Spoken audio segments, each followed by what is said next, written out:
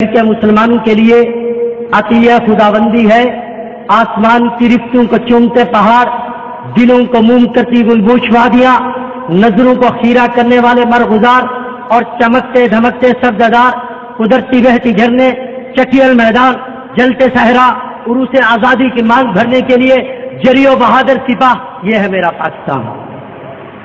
صدر جی وقار 14 اگست 1947 کو ہمارے اسلاف نے قربانیاں دے کر اس عظیم مملکت کو حاصل کیا۔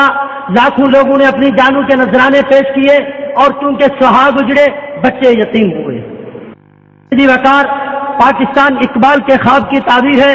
1930 میں آل آباد کے مقام پر اقبال نے فرمایا تھا کہ مسلم اکثریتی علاقوں پر مشتمل ایک مملکت خداداد قائم ہونی چاہیے جہاں ہم آزادی کے ساتھ رہ سکیں۔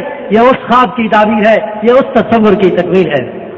صدر جی وقار 23 مارچ 1940 کو شیر بنگال مولوی فضل الحق نے لاہور میں قرارداد پیش کی، جسے قرارداد لاہور اور پھر قرارداد پاکستان کے نام سے موسوم ہوئی۔ اس قرارداد کے 7 سال بعد 14 اگست 1947 کو ہمیں قائد اعظم کی قیادت میں اپنے خوابوں کی تعبیر، آرزوں کی تکمیل اور قربانیوں کا صلہ ملا۔ ہمیں اسلام کا قلعہ ملا، ہمیں پیارا پاکستان ملا۔ صدر جی وقار آج پاکستان 21ویں صدی میں کھڑا ہے، یہ ایسویں دور ہے۔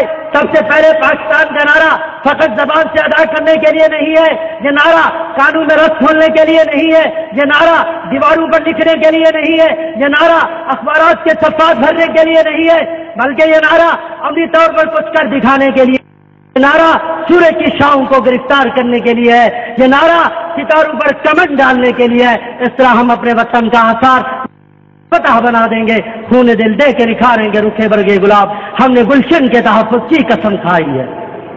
صدر جی وقار آج ہم سب مل کر اس بات کریں کہ وطن عزیز پاکستان کی خاطر اپنا تن من دھن سب کچھ قربان کر دیں گے۔ اقبال و قید کے پاکستان کو اقوام عالم کی سب میں آگے لے کے جائیں گے۔ روح قید آج ہم سے سوال کر رہی ہے، میں نے تو تمہیں اتحاد کا سبق دیا تھا لیکن تم نے اپنے آپ کو تسلیم کر لیا۔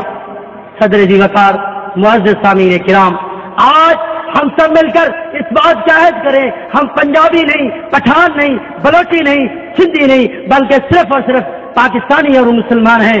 بتانے رنگ و خو کو توڑ کر ملت میں گم ہو جا، نہ تو رانی رہے باقی، نہ ایرانی نہ افغانی۔ پاکستان زندہ باد۔